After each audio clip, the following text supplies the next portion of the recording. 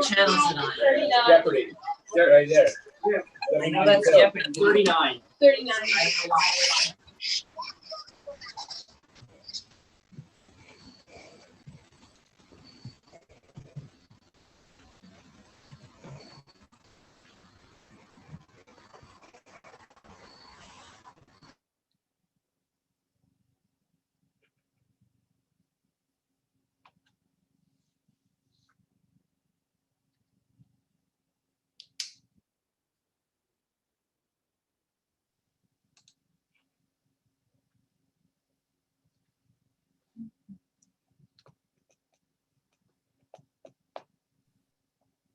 Hi, Mary.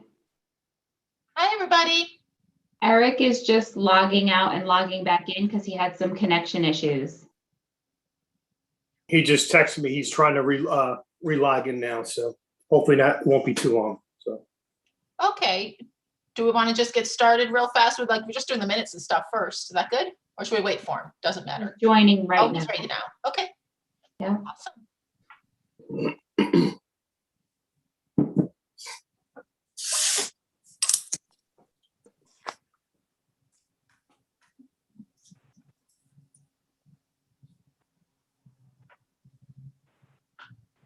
All right, so as soon as I signed out, it told me I needed to update. Otherwise, if I didn't update, I have screen freezing.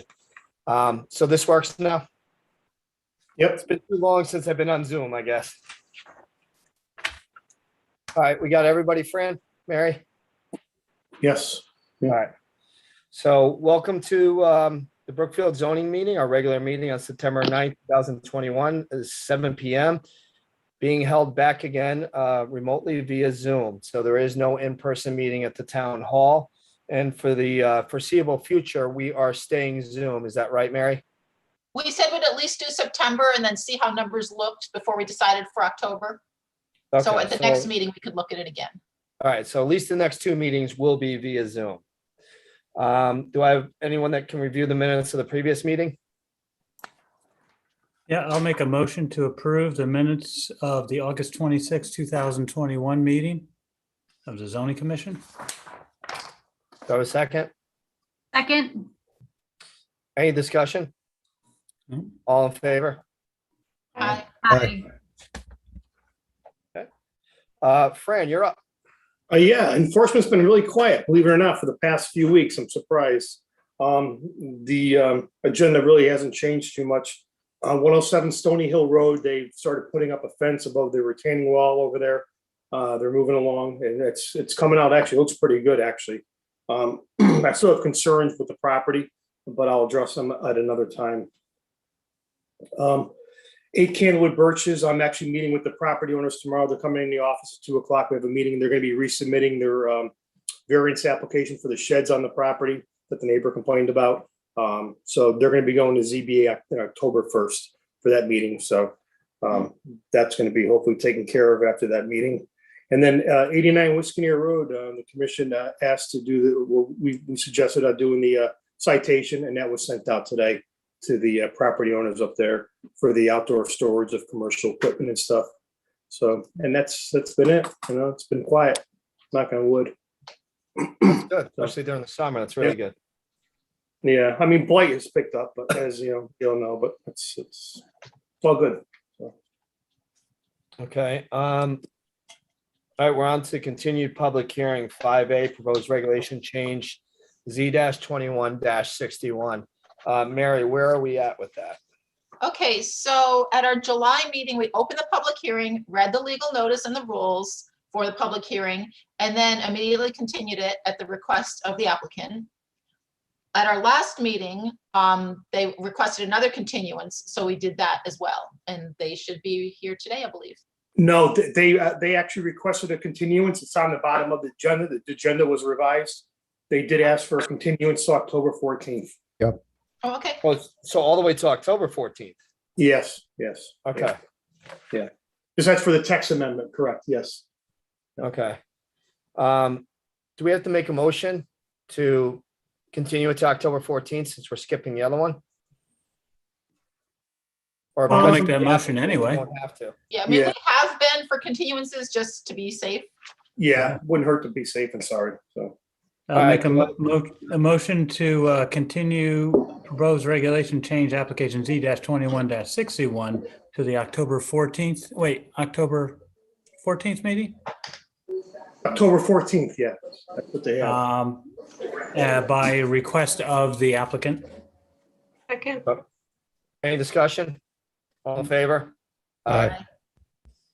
Okay, yeah, October 14th sounds weird, Court, because that is literally the last day. That could be the second Thursday of the month, so I usually just, not used to the 14th. yeah, I looked it up. It is accurate. It is the 14th. Yeah, because that's the second Thursday. All right, so we're on to old business. 7A, 117 Old State Road, application Z-21-46. I have to recuse myself from any voting on this as I have a conflict of interest with the daycare.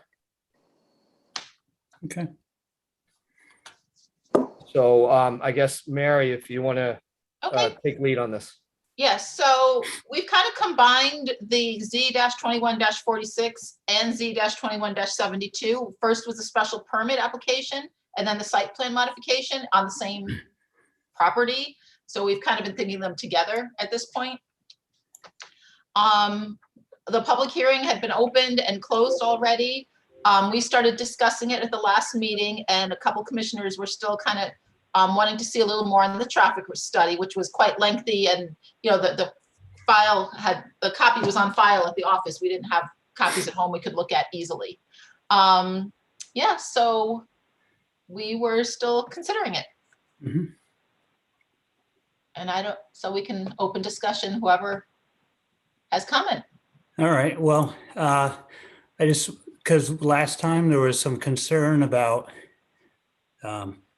interaction between pedestrians and traffic, so I decided to clarify for myself what the traffic study looks like by going out there at the peak hours, which the traffic report had mentioned. They were like from 7:15 to 8:15 and from 4:30 p.m. to 5:30 p.m. Because I wanted to, there was a mention of this. I wanted to see what does it look like when they had their traffic report, how much traffic is going by, how many people are, interacting with it. And so I went September 2nd, a Thursday, school was in session. So I only saw one pedestrian traveling between the two current country kids, the daycare that's already there. And that was the owner going from the north property to the south. I didn't see any other pedestrians associated with the daycare. They didn't come by. I saw 4 other pedestrians who are employees of a business in that adjoining industrial condos to the east, down those steps. And they must have come from a bus stop because all of a sudden they appeared coming between the buildings, Goodwill, and they used that crosswalk and went down the stairs.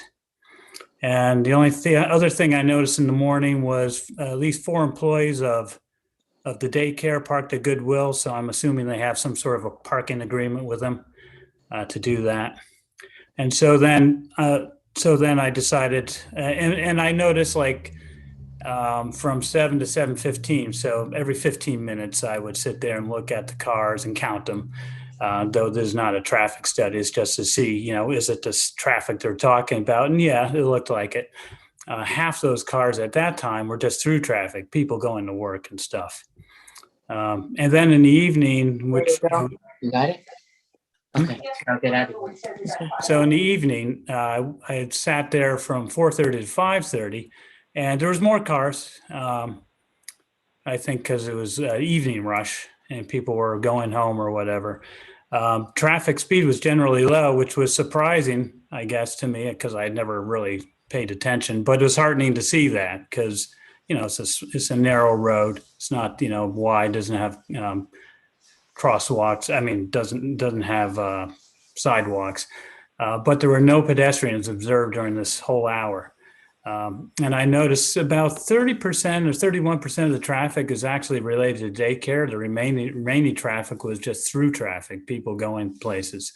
And mind you, I was just watching of where the pedestrians would interact between the north and the south buildings of Country Kids, because that's where I wanted to understand what is this interaction that might be there and the safety hazard associated with it. And I thought, well, seeing that, it's kind of logical there be no pedestrian movement during the drop off or pickup, because if you're dropping off, they're going to collect all the kids at both sites before they actually move them around. And for pickup, they're already in the buildings waiting for other people to come by. So that was, and all the pickup and drop offs were in the driveways of the facility. So they drive in and then, had the kids would come from the door and go in. So then the other time I decided to go midday, 1 to 1:30. And there I actually did see some pedestrian activity. There was some 6 kids moving from the south building to the north and with their adults, and they had stop signs, which is good, like a crossing guard. 1 truck passed by and there was no other traffic. It was generally light, and that's because there's not pick off or drop off. It's, they're just moving. So for me, the pedestrian travel through the Goodwill parking lot and the Petco parking lot, because that's how they go up. They walk from the south building, they go up through the next door parking lot and the grass median, and then they cross into Petco's parking lot and then wait and then cross the street into the northern building. That's the only interaction that would be right there. So it keeps it to a minimum. And then the traffic to and from is mainly outside these peak hours of what the traffic study. So the traffic study is looking at how traffic flows, not at pedestrian interaction. So I thought, to clarify this, that's why I went there. So I think any added traffic from the applicant's drop-off pickup during the peak hours from the applicant's property, this is the applicant here today, would not create any impact and is immaterial to, concerns about this interaction. It's a red herring, I feel.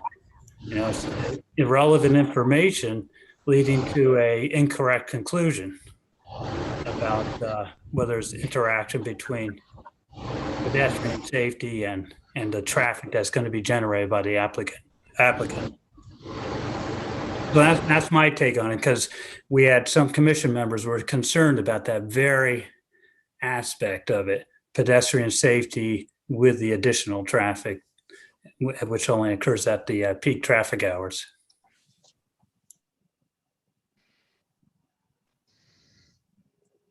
Okay, thanks. That's interesting and helpful. Anybody else have thoughts? Thanks, Kurt. Thanks for heading out there. That was really going the extra mile. And I think that was important. I also went to the town hall and studied the traffic study, spent some time with that. And it's very comprehensive. And they really have taken the time to include everything, I think. After spending some time with it, I feel that I don't see any major red flags or things that don't check out. And I will always have an issue with that parking lot sort of being a cut through and used by so many businesses. But I don't think that's what the traffic study was studying either. It was studying all the roads around it. And from that safety standpoint, things did seem to check out for me. So that's kind of where I'm at with that. One thing I was thinking about, the traffic study was assuming the state project for 202 happens. I mean, there's no reason to think it isn't, but it's, that's not starting till 2022. Does it matter that, the report is based on something that hasn't happened yet, that, the volume of traffic is going to increase and that'll be handled fine. The report says certainly when the widening and the signals are added. In the meantime, whatever months, years it is until it's done, does that does that matter? Do we, because it's going to Good happen. question. It's a good question. Yeah, and actually, I think this COVID, like, look at us, we're back on Zoom, is going to delay things for any daycare or even existing daycare from coming back up to, their full capacity. Because as they stated, they're only at half capacity now. So I don't know if COVID's going to delay the state project. I mean, they're already waiting to knock down a couple buildings and go forward with it. We know how state projects go. Sometimes they take a long time. Right. So I just didn't know, until then, I guess it wasn't quantified, the impact on the traffic, like on hard scrabble, not even the pedestrian stuff, just, it'll be an increase in cars for sure. Will that drop the level of service that's already not great? But we don't have any numbers for that, I guess.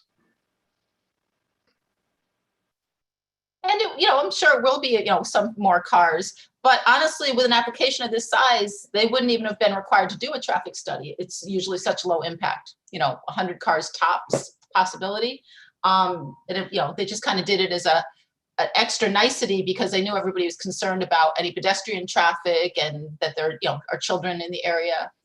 But then when the traffic study, which they didn't even need to do, came back, pretty good. That sounds good. Okay. By the way, just a data point.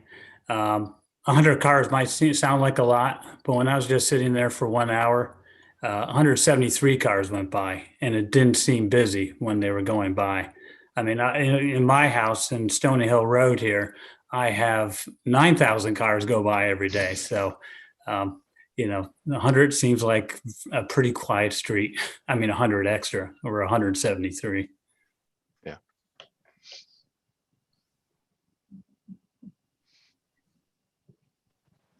Anybody else have anything? Frank? Any Nothing. thoughts? Thank you, Mary. Okay, didn't want to leave you out. No, thank you. Okay. Leslie, I know you've been, Been absent a couple. absent. Yeah, but Yeah, absent a couple. I hesitate to comment because I didn't get to hear the comments from the last meetings, and I don't, I just have what's on paper. I haven't had a chance to catch up, but Fair enough. I appreciate Kurt's assessment of the traffic situation because that, based on the first public comment I heard, that was concerning, but I'm glad to see that the perception is not actually the reality. I don't know if I'm phrasing that correctly, but that makes me feel better. Right, and absolutely everything else that I, looked through the application, several times by now, because it's been on our agenda for many times now. And we heard it presented at public hearing, everything's in order. Amy, the comic book store is like my version of the country. Somebody's not muted. Yeah, we really need everybody to be on mute. It makes it hard to conduct the meeting if people aren't on mute. Yeah, I thought I was just looking, all the microphones are lit up, so I don't know who that was, but maybe I don't have everybody on the screen at the same time. But if you're home, please, mute yourself. It helps. All right. Any last thoughts? Because we should really wrap this up and make a motion. Other thoughts on my end would be that maybe we should change the zoning laws about having 2 daycares able to be near one another and open. I think that we should really think about changing that down the line because it does seem unfair. Yeah, it's unfortunate, but that it seems like, we have 8 furniture stores in town and 4 Dunkin' Donuts and things like that. But yeah, things pile up sometimes.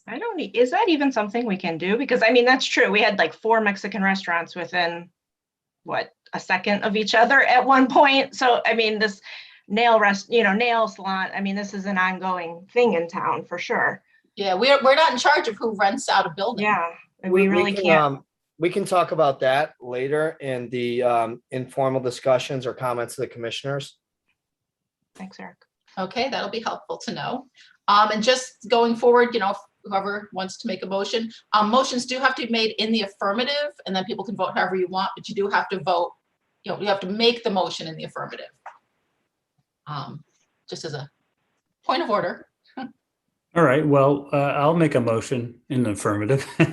A motion to approve 117 Old State Road, application Z-21-43, including application Z-21-72 as a prerequisite, the site plan modifications for the application as submitted. Excuse me, Kurt, you said 21-43? Yeah, it's 46. Oh, I'm sorry. 46. Yeah, Z-21-46. I don't know where I got the 3 from. And Z-21-72 as included with it and as a required prerequisite to do the site plan modifications for a new daycare use in 117 Old State Road. Second. All right, all in favor? Aye. Aye. Any opposed? Abstain? I'm going to abstain just because I missed the last 2 meetings. All right. The motion carries. Shame on you. Okay. So All right, so we're back other part onto of the the, agenda. Yep. we're back onto the regular meeting. So we're going to 7C, which they requested an extension as well. That extension, I think it's just to the next meeting, not to the September meeting, correct? Right. Okay, so that is, do I have a motion for that? I move that we continue 140 Federal Road, that's Chick-fil-A, Z-21-80 for a metal canopy to the September 23rd zoning meeting. Yep. Second. Any discussion? All in favor? Aye. Aye. All right, now we are on to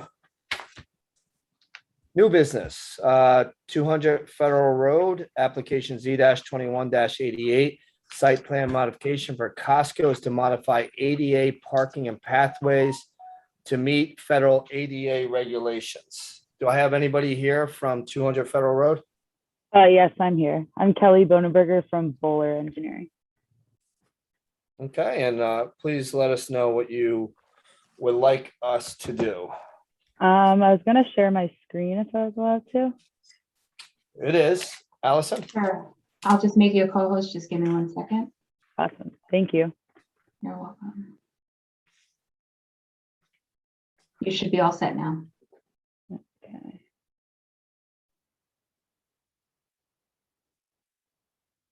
Can you guys all see my screen? No. No. Not yet.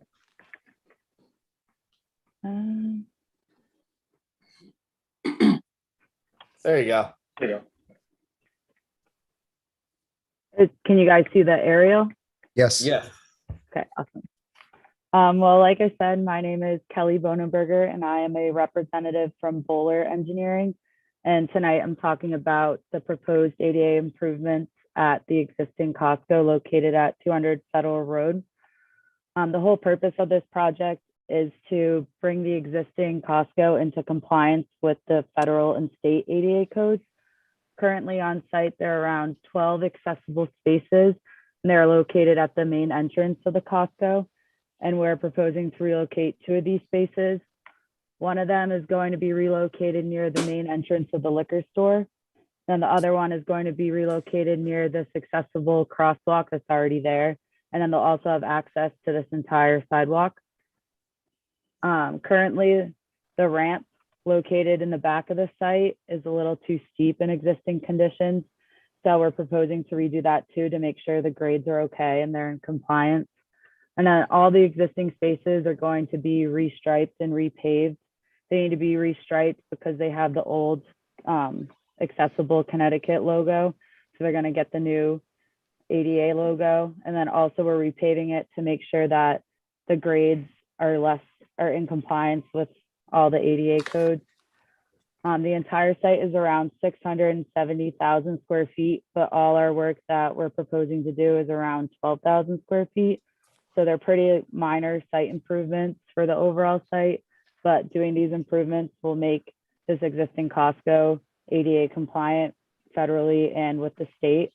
Do you guys have any questions about these improvements? I'm just looking at your application. I just want to make sure we are not changing the number of parking spaces, correct? We're just relocating? Correct. It's the only question I have. Any members of the commission?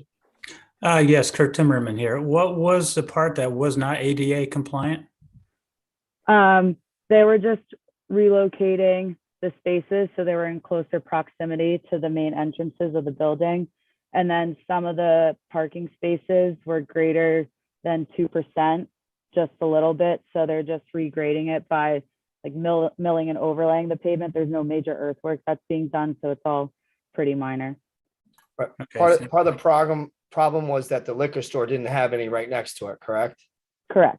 Okay. And there was no accessible crosswalk right in front of the liquor store either. So now we'll be putting in a crosswalk too. Okay, thank you. You're welcome. I have one question if I can ask. As a zoning officer, I've dealt with Costco in the past. Those detectable warning strips, are they going to be replaced coming off the existing sidewalks in front of the store? Because I believe when they do their snow maintenance, they either plow them off or whatever, and they seem to pop up all the time. And I know they wanted to remove them one time, and I said they couldn't remove them because that's a federal requirement. So I just didn't know if those are being replaced too in front of the main entrance to the store.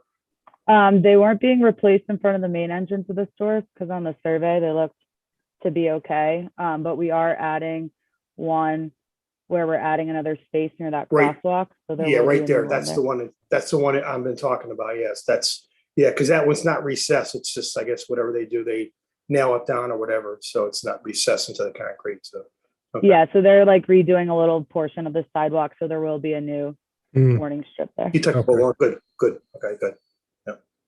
All right, so Fran, that you're good with that? I'm good with that. Yes. All right. Any other questions from any other commissioners?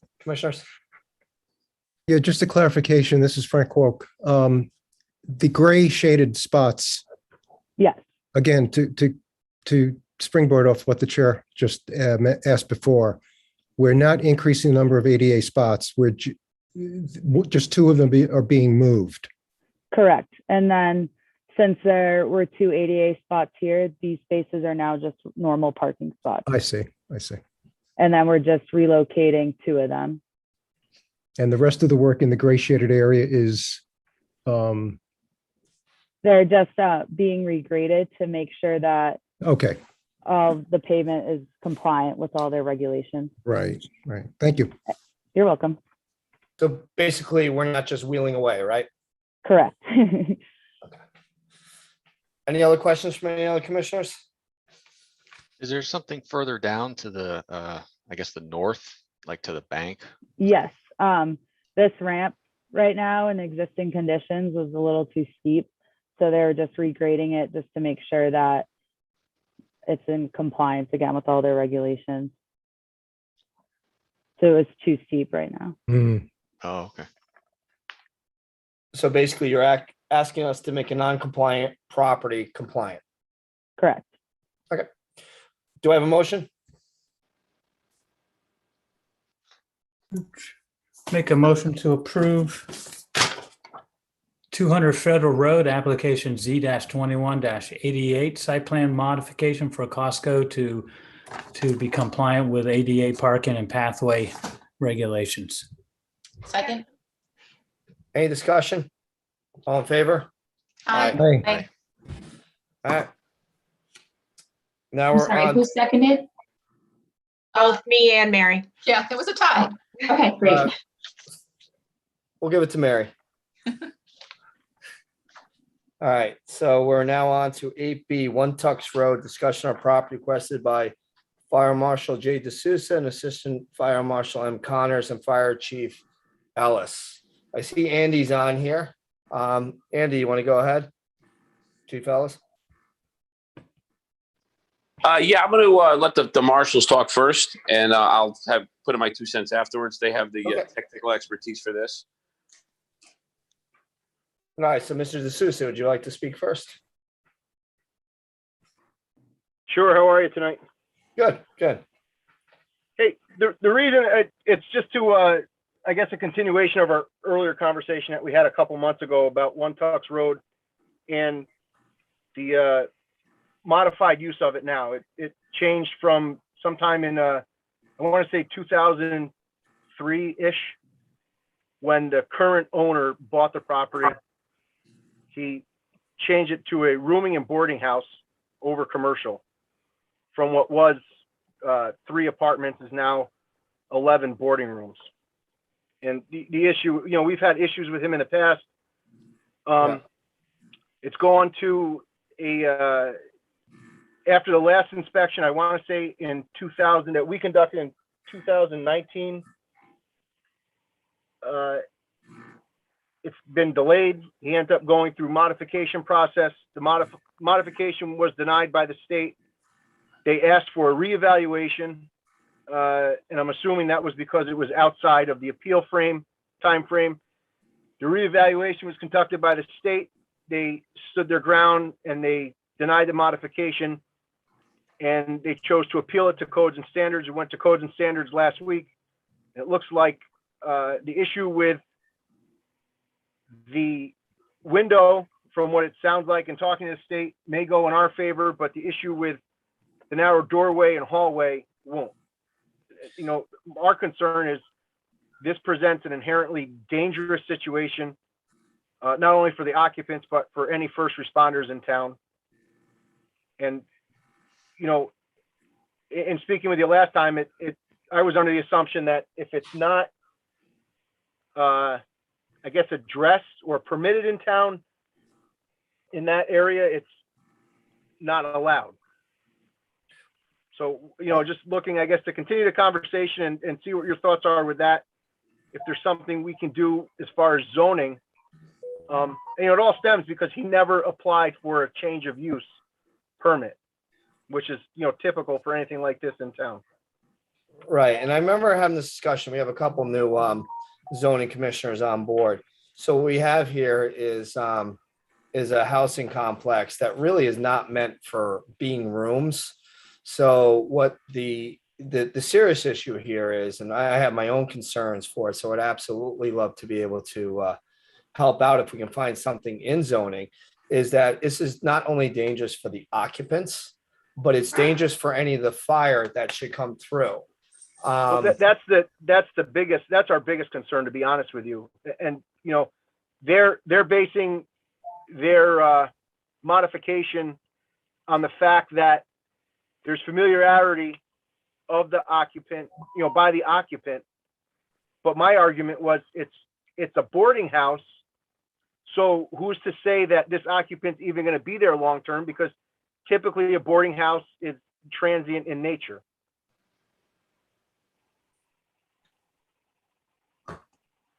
Right, and what we are is in the zoning, we're permissive. So if we don't expressly disallow it, we allow it, is the when we come down the issue. And I think what we need to do, and I think we looked at it somewhat, and Fran, I know me and you were really trying to discuss this at length to see how and what we can do underneath our regs, and we weren't really finding anything.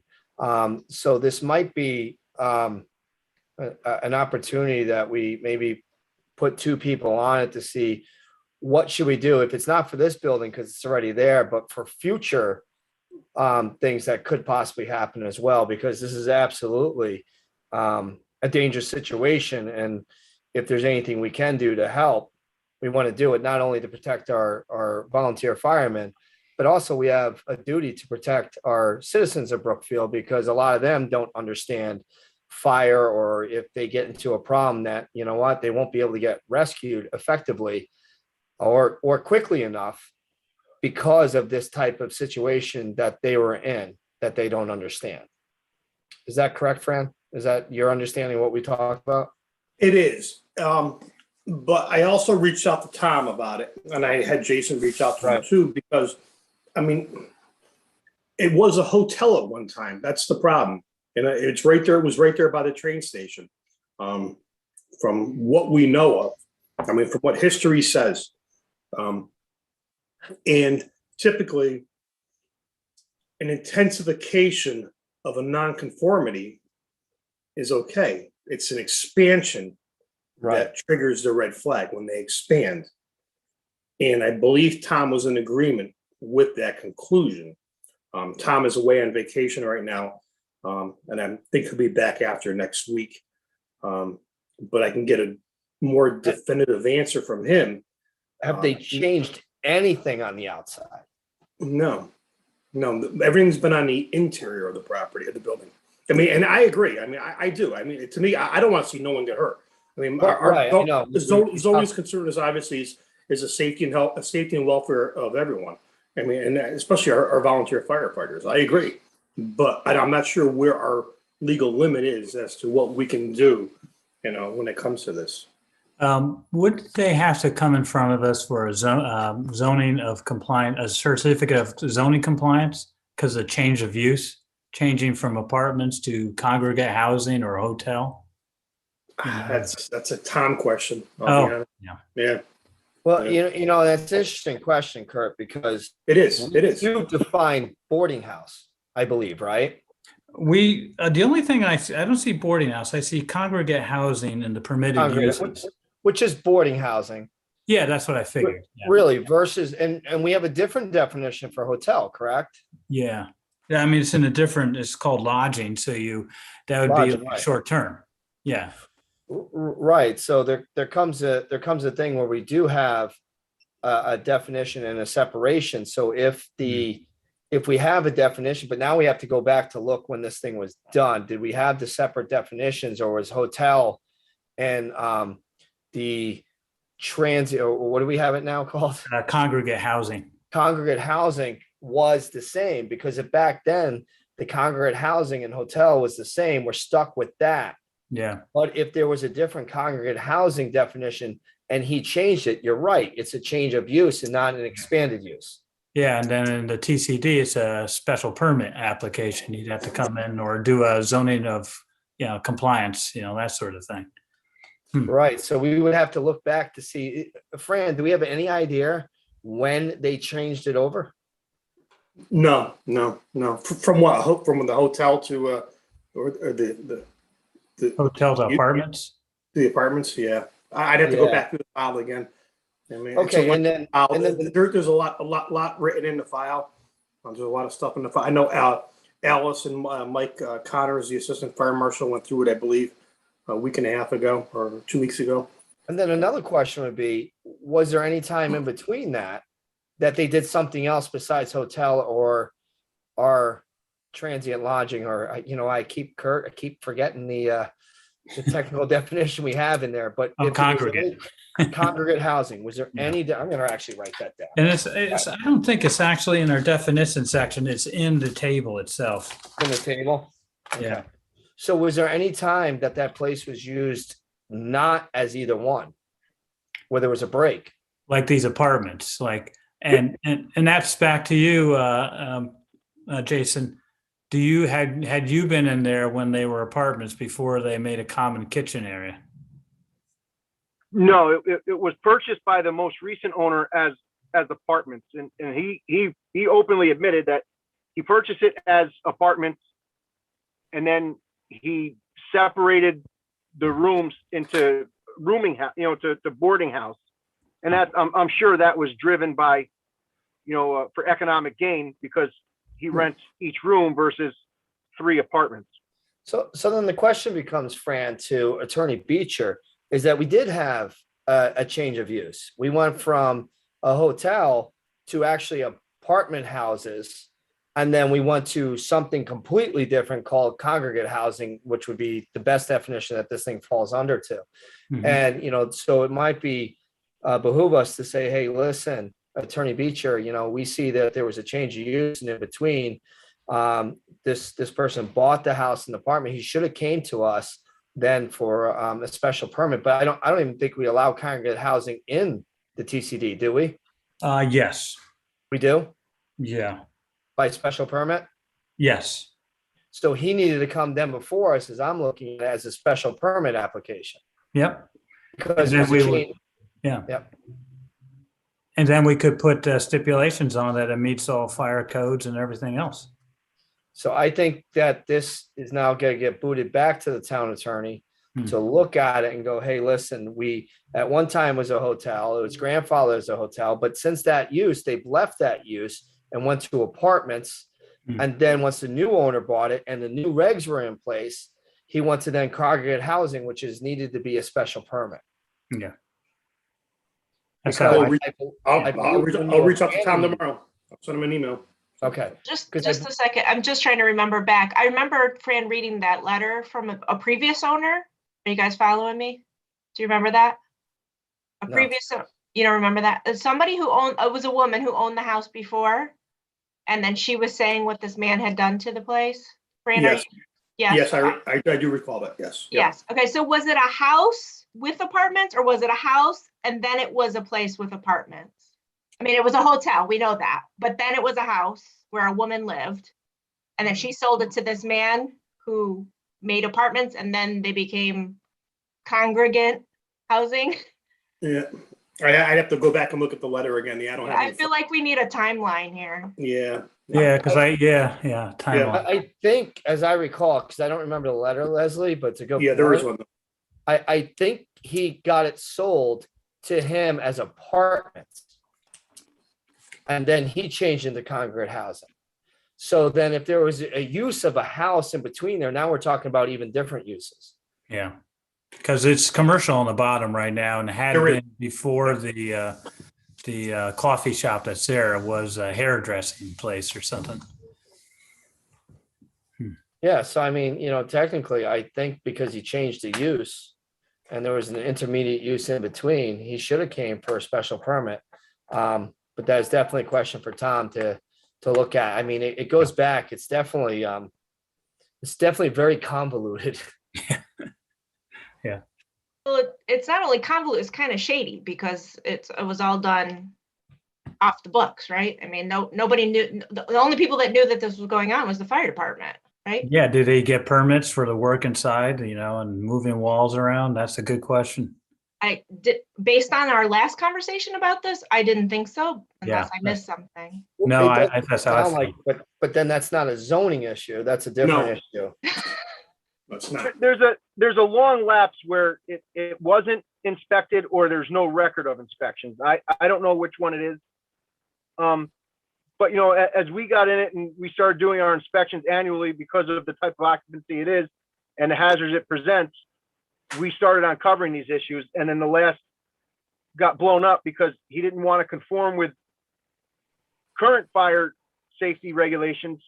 He just wanted to go for the modification. But then we said, well, listen, we wouldn't even be in this position if he had gone for a change of use permit like he should have. And then the issue I had with Attorney Beecher was he kept on saying, oh, it's pre-existing, but I mean, if I could be mistaken, but the way I understand it, it's not pre-existing because these changes do not pre-exist the zoning regulations in town because the changes were made sometime around 2003. Well, and Jason, it's kind of, so, I'm going to use Leslie's word of shady. It's in a gray area, like a shady gray area of use between. So I can't say that Attorney Beecher is wrong. I understand what you're saying, but there is a line, and it gets a little gray between the changes of use with the new regs, because new regs came in. He was grandfathered, but then it looks like there was a change of use. Now the new regs came in, and should he go for a special permit if you abandoned the old use? So he was non-compliant, but he was compliant, but it wasn't the use for that. And then he gave it up, and there was a different use. Now we have new regs, and so that's the question we need to ask Attorney Beecher, is that he gave up the right to the old one because it was no longer operating as that. We changed our regs. It was a house, then it became apartments. We don't even know going back, if they even got the ability to change it to apartments. I mean, I think the first floor for the most part was always commercial in that one. So I would gather it would. Fran, that woman didn't use that as her whole house. Wasn't that always first floor commercial? As far as I remember back, yes. As far as I remember too. So, I mean, you know, we're pretty sure it was never just used as a single family residence. No. I don't ever remember that being a single family residence. So I think we went from only two separate uses. We went from a hotel to apartments above a commercial space to now this congregate housing. It's a good thing I wrote it down, Kirk, because I actually looked down on my piece of paper. And now we gotta ask Attorney Beecher a direct legal question. When they switched it to an apartment above retail, did they give up the ability to make the hotel argument? And so they switched it over to congregate housing, which is not a hotel. And our regs now need special permits. Did he need to come before us to get a special permit? I think that is our direct question to Attorney Beecher. Do you agree with that, Kurt? Yes, I do. Exactly. Yeah. Fran, you got that? I got it. It's not being recorded. I'll reach out to Tom tomorrow and have him review the meeting. Does any of the commissioners disagree with what me and Kurt are suggesting? No? Jason, does that help you out? It does. You know, I understand it that way. And, you know, like I said, it's frustrating on our part because we're coming in after the fact, and the way the codes are written and how the state adopts them, we don't have teeth in the matter. And I'm just worried that this is going to set a precedent in town, and you're looking for guidance in future use as we get into places that either the fire marshal hasn't gotten into or we get notice about, and we uncover a change of use. Do we approach zoning or do we leave it alone? Well, you know what, and we're going to try and answer that question for you. I mean, you know, again, Jason and Mike and Chief Ellis, I mean, we appreciate you coming through and we know everything you have. And, you know, they say hindsight is 20/20.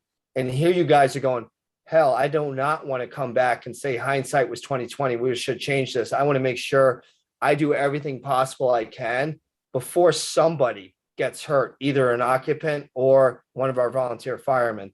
So sincerely, we appreciate that. And we're going to try to do everything we can under our zoning regulations, just knowing we are limited to our zoning regulations, no matter how much any one of us or all of us agree with what you're saying. Hey, Eric, it's Andy Ellis, the fire chief. How are you?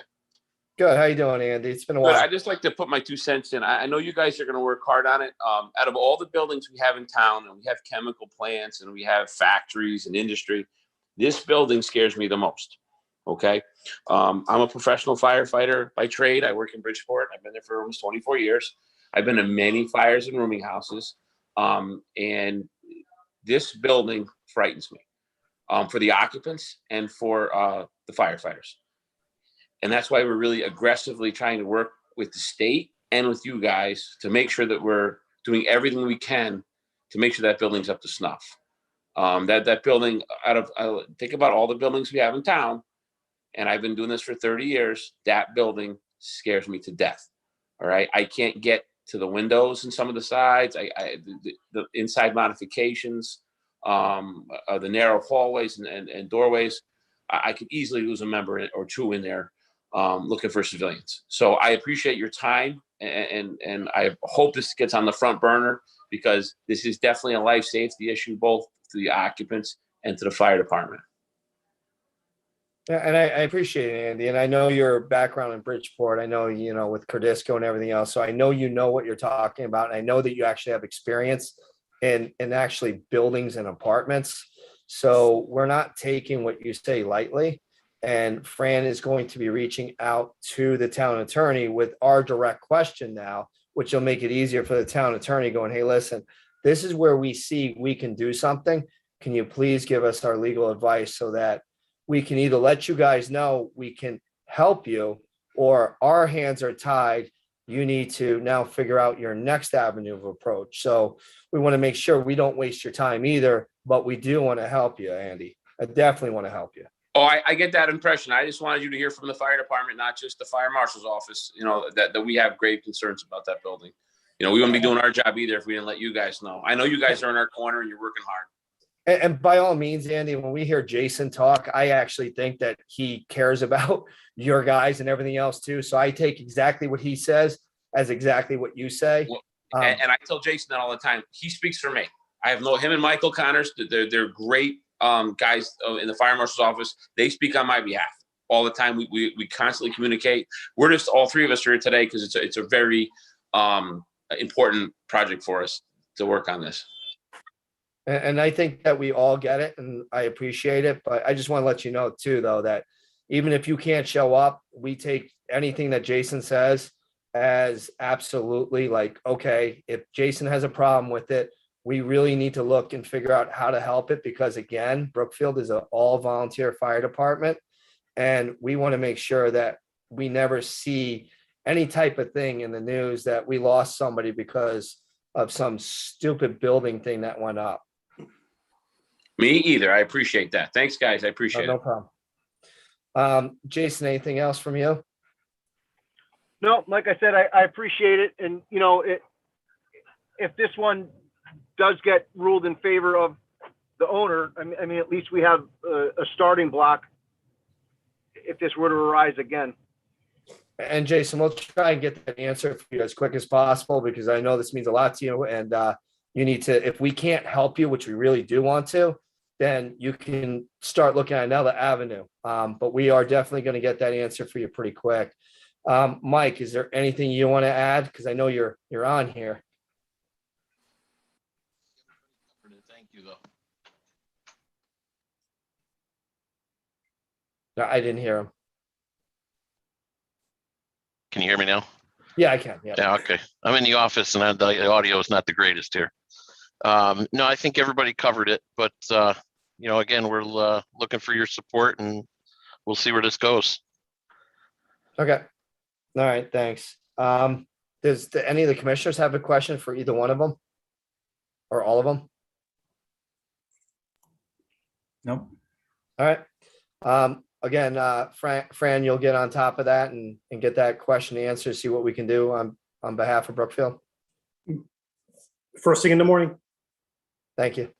You're welcome. All right, so we're now on to informal discussion. Do you want to revisit the whether or not zoning can separate childcare facilities or any other facilities? I think for the record, we should. Yes. Okay.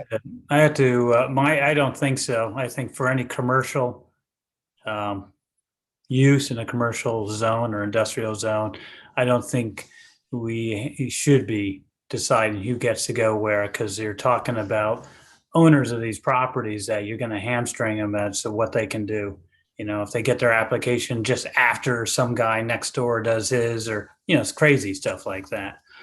And we have to rely on the applicants to know, is it going to work for them or not? And it might not for this new applicant. She might say, you know what, it's not going to work, so she's not going to do it.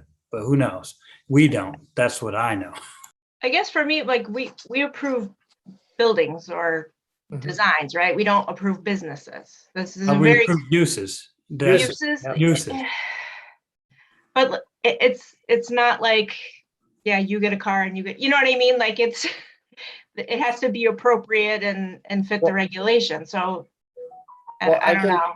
Well, I can tell you, we do have limitations on businesses in Brookfield, like every other town. Those limitations apply to those businesses that we really don't want too many of them in a certain area. And those businesses are like alcohol, anything that is deemed adult in nature. So they got to be somewhat from a church or schoolyard and from each other, like liquor stores have to be a certain distance from each other. Those are the only ones we limit. Anything else we limit to a corridor. And I'd also would be afraid of limiting either childcare, pizza restaurants, or anything else next to each other, because, I can envision that rule, we can actually hurt operators of childcare centers that go, hey, listen, you know what? I think this area here is great for all childcare because people coming in and going out. And, you know, I think that's beyond the purview of this zoning commission to go, hey, listen, I can see the future where this actually could be condensed. Like someone brought up, I think it was Mary, the furniture stores all in one area. And, you know, your initial reaction would be like, why would furniture stores all want to go next to each other and compete? And then it comes down later that like, wow, we pull so many people from other towns because we have so many furniture stores in one area. And my initial response and thought about it is like, why would someone want to do that? And then after you think about it, you hear it like, that actually makes sense. So, I mean, I think as a zoning commission, we don't want to regulate what would be capitalism or what would make the monies or the hamburger places. I think we want to regulate safety and public interest more. That's my feeling. I feel that this whole topic with Country Kids and the applicant, it highlights the need or the absence really of a town planner. There's a town planning function, not the planning commission that we, as we know it exists today in this town, but a town planner would be the central connecting glue between the elected officials, Chamber of Commerce, Economic Development Commission, us, and other town departments. Without that, we're stuck with this. And unfortunately, it's one of those things that I see as falling through the cracks. Zoning, as in the Connecticut General Statutes, 8-1 or 8-2, clearly states for special permits, we have to act only in an administrative fashion, meaning if they cross the T's and dot the I's, we're obligated to say approved. That's correct. We're permissive. And other than that, without a town planner, which I know administration after administration going back years in this town, it's never taken hold. There's not been enough traction to get a town planner. But I would challenge you with this question, Frank. Sure. Even if you had a town planner, Mhm. how you still are permissive zoning, and that zoning is allowed in that area. What In the how would research, you go ahead. limit it? How would you limit it? I'd be careful about using the word limit. I think, Eric, look, in the research I've done, there are zoning commissions around the country, the US, that do act in some fashion of advancing certain policies, social policies. We aren't necessarily one of them. It may be in the majority, may be in the minority, but we're not one of them. I see that a town planner would work with the first selectman, with finance, the finance department, and to come up with these policies that then would lay the groundwork for zoning to say, okay, we can support that policy direction and say, no, you can't have X number of, not pizza parlors, okay? Not pizza joints, not furniture stores, but a daycare, especially in the June meeting, which Eric, you weren't there, I don't think, for the very first time that this came up. 3 of the 5 representatives of daycare facilities in this town said, we are not at capacity. And they also spoke on behalf of Prince of Peace and the Y, that none of the 5 were at capacity. Now, whether it's due to COVID, I don't know, but none of them said it was due to COVID. If they're not at capacity, while the applicant may represent the better mousetrap, the fact is this in the best interest of the town? And I think that's where the town planner function would help address that question as an advisor to the elected officials, to the Chamber of Commerce, to the Economic Development Commission. Is it in the best interest of Brookfield? Go ahead. Frank, to me, those 4 existing daycares sounds like collusion to me. 5. Colluding to keep out a competitor. That's illegal. Well, tomato. No. Oh, no, Frank. I think legally you'd have a serious issue with that. You'd have to have zoning that would limit from certain spaces, certain times. or certain distances. That's how you would have it. You couldn't have a town planner saying, hey, listen, this new one came in. Now I want to go to zoning and saying that he can't do this or he can't do that. That starts falling under spot zoning, which is illegal by the federal government and the United States Supreme Court. So there's a lot of things that you have to tread very carefully on. And one of those things is like, like I negotiate a lot of commercial deals. All I do is real estate as an attorney. I do commercial and residential. We go in with any of them. First thing we do, and some people don't do it because they're not represented by either attorney or a decent attorney that does it. First thing we do is like, okay, you got a shopping plaza. It's a big shopping plaza. I am not allowing you to have any other lease or anything else while I'm here that involves this, and this. That's how you're supposed to limit it. And, if you have somebody else that's coming out, it's not the town zoning that limits it, unless it's one of those other things. It's you as a business and practical. I get it. You have a company that's coming in that might be bigger, might be better, might not be. You know what? This company might come in and they might lose because the people of Brookfield don't. And I've grown up in this town. I left it for the military and then I came back. This town has not changed in the last 45 years. They like people in Brookfield. And they say, you know what? If some big commercial thing comes in, makes it bigger and prettier, they're still going to support the people in Brookfield. That's this town. That's the way this town will be for a while. And that's, we can't say anything more about it. We limit other things. And I understand what you're saying, but I also think that we have to tread very carefully on legalities and what is said. Just to circle back to my main point, collusion or otherwise, I still think that this highlights the need for a town planner. And Leslie, to what you said,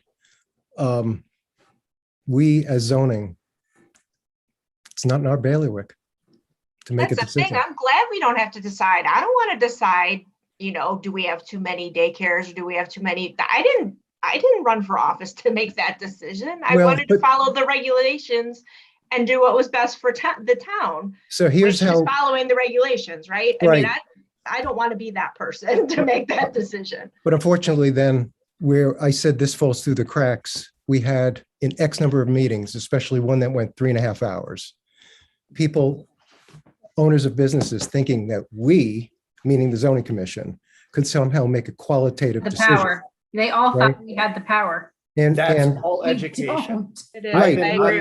I agree with Eric. I mean, that's always, very few people understand town government. Exactly. You can look at people that are running right now and you can see how they talk about the zoning and how businesses should not, we've allowed too many businesses. We've done this. Right. And I'm going to tell you, out of all of those applicants, not one of them has talked to me to find out and get an education about zoning. I've been on this commission for 10 years and I'm finally leaving November. 10 years. And I read these articles and I say, why are you writing this? Why are you saying this? And you haven't talked to, as the best of my knowledge, you haven't talked to me or any of my commissioners to get an education on this, because 80% of what I read or what they say tells me they have absolutely zero understanding of what a zoning commission does. And they don't understand the state rules. They don't understand what we're allowed. They don't even understand we're permissive. They think that we can do exactly what Frank says that we need a planner to do, which zoning still can't do because you're going to trump on constitutional laws. However, good luck with the education of people. They believe when somebody says the loudest, yells the loudest, or has the biggest network, oh my God, that's a zoning thing. Zoning did something there. I remember when we fought the building that was coming in here, we took it to court and we got sued. And you know what? There's a lot of people in Brookfield said, why didn't zoning fight this? What do you mean, why didn't we fight this? You guys got angry because we actually spent court money fighting this. So this is always going to be something that you battle, is the or the lack of education of not only your politicians in town, but also of just the people. So anecdotally, one example where a combined zoning and planning commission, namely Milford, Connecticut. All right. They did push over into social policy when they rejected the developer's first go around and first pass at how to develop some part of the Milford Mall, because that mall is dying. And they wanted to, the I first remember pass reading was they wanted to erect 300 luxury apartments Yep. in what is currently Sears Automotive, the old Sears Automotive. The combined zoning and planning said, no go. That's not our vision. That's not what we see going there on the Post Road. No. So the developer had to come back with another much more complex two-part plan to try to satisfy the requirements of planning and zoning to say, nope, you can't do that. It doesn't meet what we envisioned for this area on the Post Road. Right, and that's that town's obligation. Us And that might as be a, for, that might be for the plan of conservation development. That's what they're No. probably following. right, but the thing Potentially. is, I can almost guarantee you they were asking for a zone change, a zoning amendment, because as a zoning board, as you now know, Frank, if they come to us and it is allowable underneath our zoning regs, we better have a really good reason. It's got to be Understand. public health and safety of not allowing it. Agreed. What that is like, listen, our regs are not allowing it right now. So you're actually applying for a zone change. And you know what? That might work in one town, might not work in another. Mhm. I'm going to tell you the one thing that I do not want to see, that I've been hearing too much about. And it's one of the reasons why I am not rerunning for zoning. Besides that, you know, my time and my daughter. The one big reason is that they are looking at taking zoning away from the town. They're looking at tying your hands and going, this is what you guys must do. The zoning board is no longer going to have the ability to do what's best for their town. And I'm sorry, Brookfield is different than Richfield. Richfield's different than Danbury. Danbury's different than New Milford. New Milford's different than this town. I do not believe the state should say, listen, every town in this Connecticut is the same. I call absolutely, and I'm going to say this bullshit. Okay. I'm gone in 4 more. I'm not running for re-election. I think that each town should have their own independent zoning, and that what has been running for the last so many years, and it works. You know what? And zoning boards changes. This zoning board is different over the last 10 years. I think you guys are going to make great decisions. And you know what? I want you to be able to make those decisions that you think are right on behalf of this town within the zoning regulations. Can't make them outside the zoning regulations. You have to follow your zoning regulations. And I like that. I look at this commission, I see everybody that's different across this board. You guys are going to have great arguments. You guys are going to decide what is right when a new zoning amendment comes in, because you're going to fully discuss it. And I'm sorry, Mike, I haven't really got to know you or anything else, but you know what? The board is great and you guys are going to have great discussions. I think it's going to be a very bad day when those discussions go away, because you can't have them anymore. You just have to take the stamp and go like this because the state told you. That is a big reason why I'm not rerunning, because I don't want to be blamed for what happens when the state takes away that right. And to people in Brookfield that don't understand that this zoning commission had absolutely no say in that. Your hands got completely tied. And that is pretty much one of my going away things. I got 3 more meetings. But, you know, I haven't said much in my last 10 years concerning any of that. And that's the way that I feel. I think zoning should still be left to the towns. Here, here. And luckily, we can opt out of those things that they're Right some now, of those, some of those, yeah, some of them. some of them. Well, I was thinking back to when you mentioned the plan of conservation and development. I think, you know, correct me if I'm wrong, I think our regulations do reflect that, right? I mean, they were revised to focus on the TCD and how we wanted the TCD to look. And so they work together. Right. And Yep. we want to keep it that way. So. Yeah. I mean, we're in a very, and this is why I would really not like to see the state tie the individual town's hands, because Brookfield is one of those rare towns that just revamped the regulations only 2 years. I think it's been 2 years, right, Kurt? just 2 years we did it, or 3? Yeah, something like that. Yeah. 2 or Right. 3 It's, years. Yeah. it's been over the course of 2 or 3 years that we just redid it.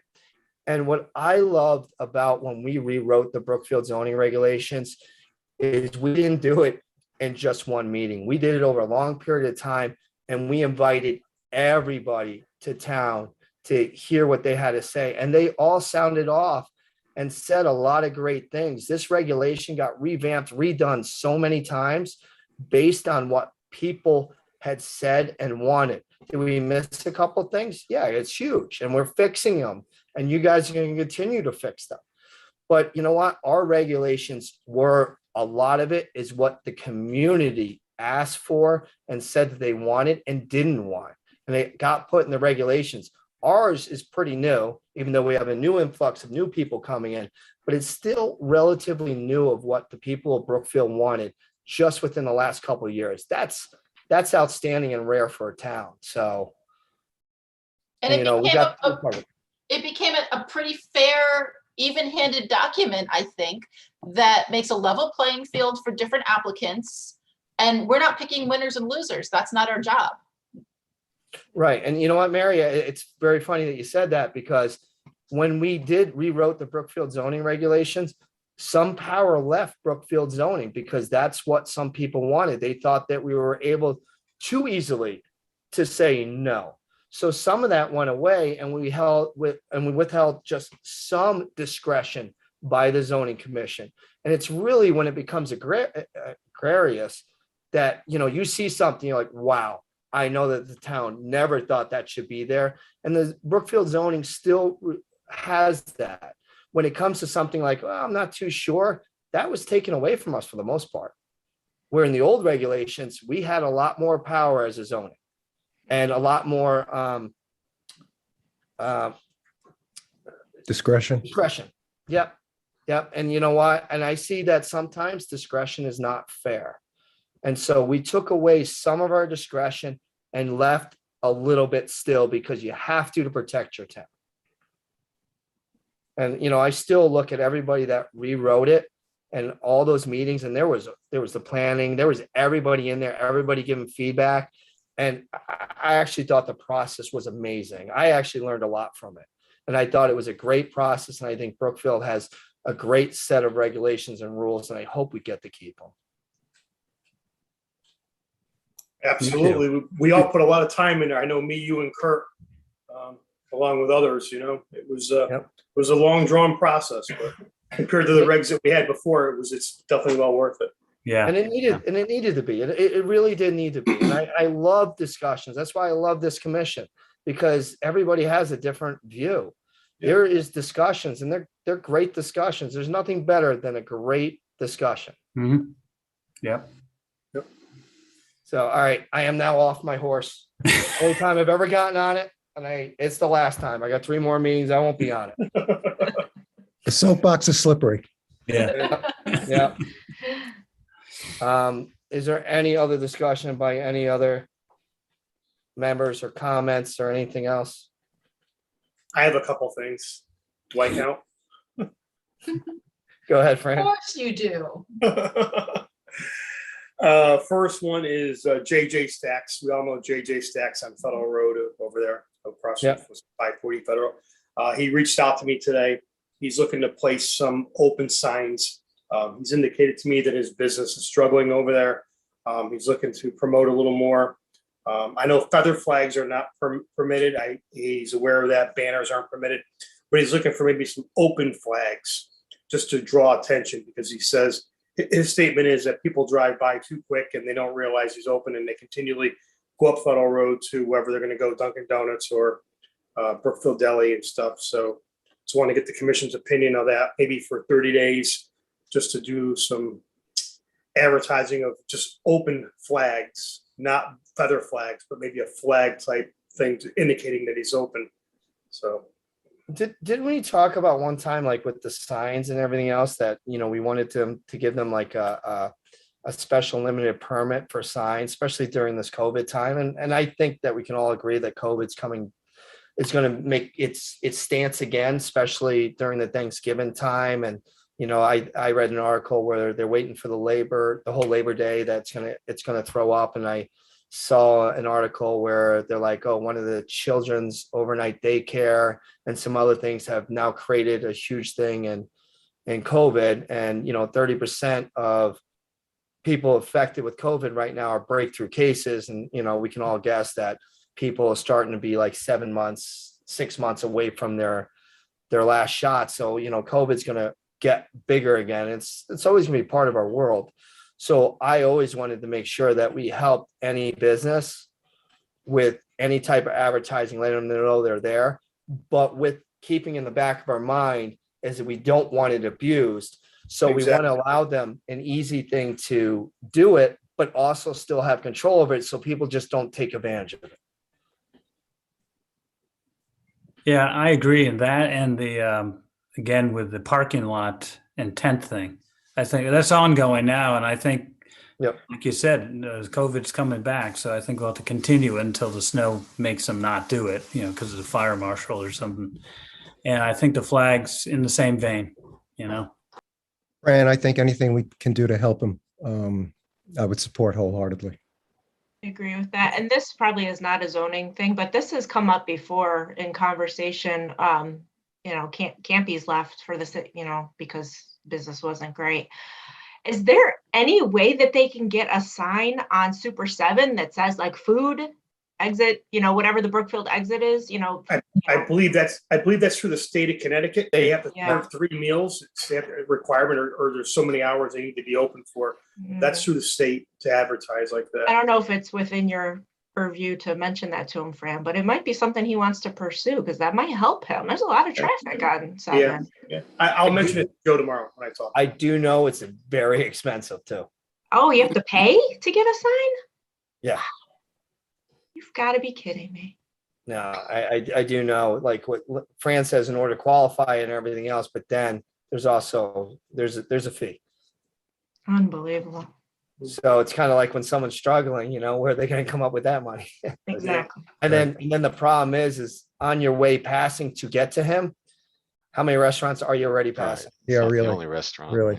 But if you get off that exit at 7 and I never can remember, do you make a left or a right? I always have to look at the sign. Am I going to town center or am I going the other way? Whichever way, if you turn, it's right there.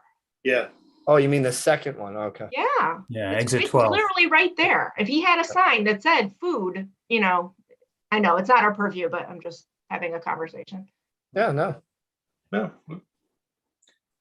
And then one more thing, question came up this week. I know Erica, I think you were sent an email about it too, was the fact there's a potential of a tattoo shop looking to come to Brookfield. My look at it was that it's personal services, which is permissible, even though it doesn't really indicate tattoo shop in our professional services. It's no difference of somebody getting their nails done, hair colored, or anything else. I want to get the commission's opinion on that. I can start off. I first think, and I'm military, I have not a tattoo. However, I think what zoning used to regulate tattoo parlors and put it in the adult community. And that was 40 or 50 years ago. Now you look at people that have tattoos, it's everybody, every walk of life, everything. It's an artistry. And I can say I don't have one, but I can tell you that I think it's an artistry. And I don't think that we should limit it into like one of the adult things or say, hey, listen, there can't be a tattoo parlor within 1,500 feet of each other, whatever you want to do. I agree with what Fran, I think you just said, that it's a personal thing. And, just like a masseuse or a massage or a legitimate one is, and, we already have it in our regs and where they're allowed and where they're not allowed. 100%. Number 1, I didn't know we didn't have any tattoo parlors. Number 2. Actually, Leslie, I agree with you. I'm surprised by that. I figured there would have been one hiding somewhere. But They're all new Number Milford. 2, that's so archaic. Like some of this stuff is really ridiculous. And, I didn't grow up here. I grew up in Illinois. When I moved here and found out that you couldn't buy liquor on Sundays, I was like, where the heck did I move? Blue laws were What do only you 30 mean I years can't buy overdue. wine in the grocery store? Are you out of your mind? I'm sorry, but some of this stuff in Connecticut is bananas. And so as you can tell, I'm all for a tattoo parlor. I don't have any either, but it's just silly. I don't understand. I don't understand. Plus, they're regulated by the health department too, so they Yeah, they got some other things they have to attend to. I don't think we need to further regulate them. No, okay. Everyone's in agreement then it's a professional service. Yes. It's a personal so. service. Definitely. Yeah, Personal service, yeah, personal service. it's a personal service. I like the word that Leslie used on the thinking. That's archaic. It is. Yeah, it's a personal service. That's it for me. Thank you. I don't want to make this meeting go longer, but I'm just curious what the conversation was about the marijuana that was in the agenda. It just said you had a conversation. No, They didn't show He up. never Person showed. He didn't never come. showed. Yeah, he didn't show up. Oh, okay, got it. Oh, who was the conversation? Last Okay. meeting. Oh, and then there was a seminar that a number of members attended to learn about the new regs from the state.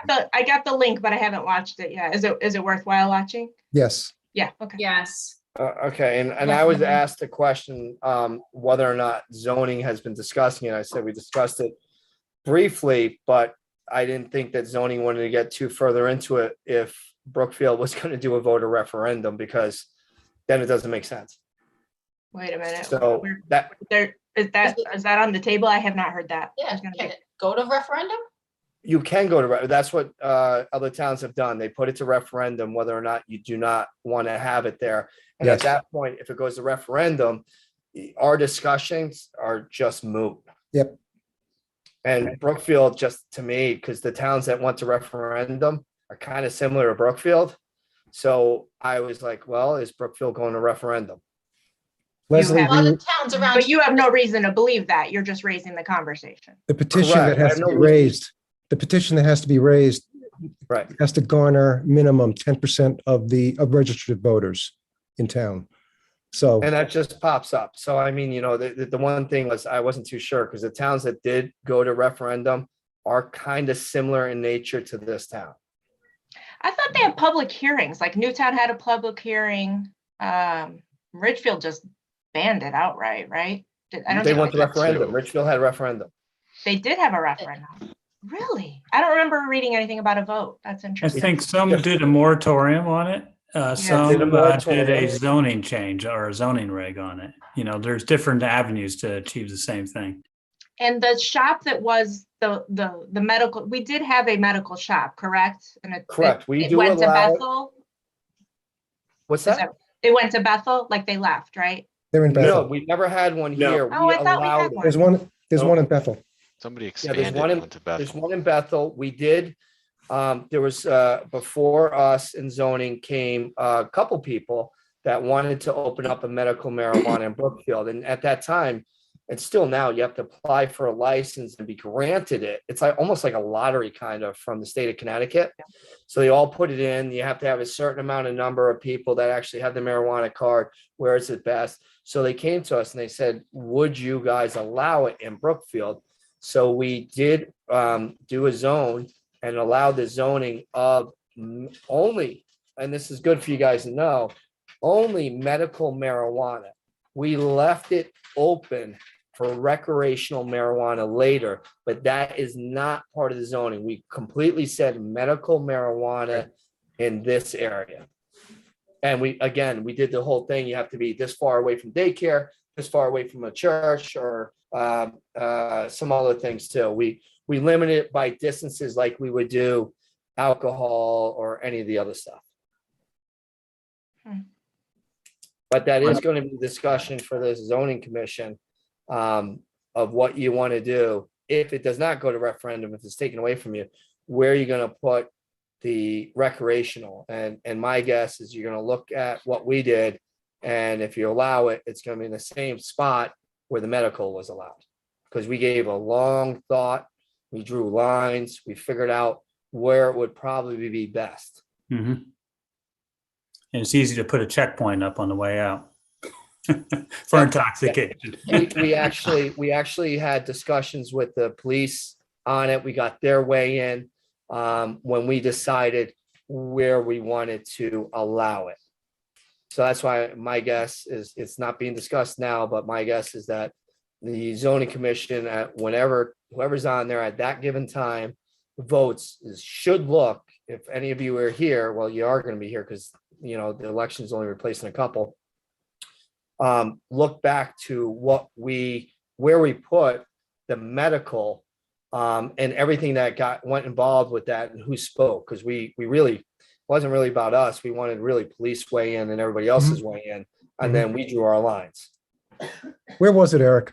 Where did you draw the lines? Commerce, basically, Commerce Drive is where it's really going to be limited to. Okay. Okay. And that's, that was really everybody's way in goes, hey, that's perfect. I have no issue. I have no problem. Good spot for it. And again, that's medical. Just want to make sure anybody watching, which maybe one or two, right, reviewing later, we have nothing for recreational, just medical. It's in there. Right. I'll watch that webinar. I definitely had it on my radar that I was interested in learning more about it. So Go through the presentation too. okay. And I can tell you one thing, I did get feedback that so far, really nobody in town has sounded off concerning it. No. Like other towns had people automatically writing and saying their feelings. We really haven't had much in Brookfield. And to give you just a little backstory, because Kurt, were you on it when we did the medical marijuana? Okay, that's good. So at least Mary, you were here too? Yep. Oh, okay, good. Because at that time, for those that weren't here, the town and everybody thought because of Bethel, we were going to have a huge issue. And we really didn't. The people that came and spoke were caretakers and vets. Yep. I don't think there was one dissenting voice. I don't think there was. Which was a shock to the town of Bethel because literally they got death threats. Really? Yep. And I got a call from the Bethel warning us, hey, what's going to happen and everything else. And I said, yeah, all right, well, we'll find out. And it was like crickets in Brookfield compared to what happened in Bethel, which goes, wow, either times have changed in a relatively very few years, because it was a quick years, or just our town is a little bit more mature. I really thought it was going to go in, and then I guess they didn't get their permit or something. Yeah, they didn't win the lottery. They didn't win the license. That wasn't where the license went. And they thought 7 were given out. I think only 4 were given out too. Yeah, and only like 1 in Fairfield County or something. It was way down county. Yeah, I think it went to Torrington was the one that they were really looking for, was Torrington. Yeah. I'm pretty sure, but that's kind of inconvenient if you're a veteran and you have PTSD and you have to drive really far to get some medical marijuana. That's really inconvenient. Well, especially because Bethel was at capacity. Yeah. That's my cousin great. My cousin lives in Kent, and she has to drive down to Bethel to get it. Yeah, and she's lucky because when we did this, Bethel was at capacity. Wow. Really so the Bethel moved to Danbury to get an expanded area out near Trader Joe's. There's a bank building there. That's where they moved. Yeah, I heard that. So with the new law, is there still a lottery, or can? There is, it's not a lottery, but you have to apply for the license and they have everything. And right now what they're saying is that those towns that have had more disparate impact because of the drugs. Right. So, those that have been affected more because of drug use or anything else, or had this, they're going to be the ones that are awarded it first, kind of for like, hey, listen, you know what, you guys had to deal with the marijuana for so many years, and maybe, or the illegality of it. So we want to reward you with getting the funds or the proceeds from selling it. Well, so, I mean, let's be honest. People are selling it anyway, so you might as well profit off of it. All I can tell you, Leslie, is based on who they're going to award the licenses to. No matter what you guys decide, Brookfield's way at the bottom of the list. Yeah. But we So can even only if you make your decision, you're going to be one of the last towns that gets it.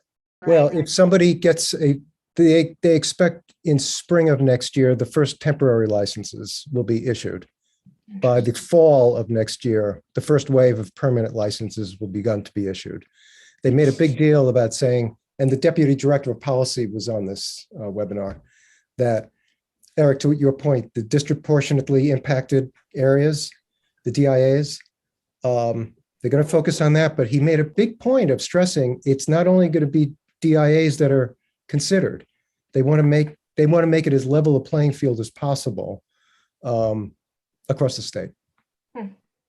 Interesting. Now, the estimated, they don't know what the revenue will be. It's like this. They have no idea. He threw out a number of perhaps 5 million in the first year, assuming everything comes up to speed correctly. So that would represent 3% of that would go to Brookfield. Wow. So that's the numbers initially that they're throwing out. So every little bit helps. Thanks, Frank. That's really interesting. Yeah. Anything else from anybody? No. Fran, you sure? I'm good. That's it for me. All right. Leslie. Hey, I've Do I have a missed it. I'll make Hey, a motion to adjourn. Good. For the next 3 meetings, that's going to be your motion. I got it. Do I have a On second? it. Second. Any discussion? All in favor? Aye. Good night, everyone. Good night, everybody. Night. Good night. Good night.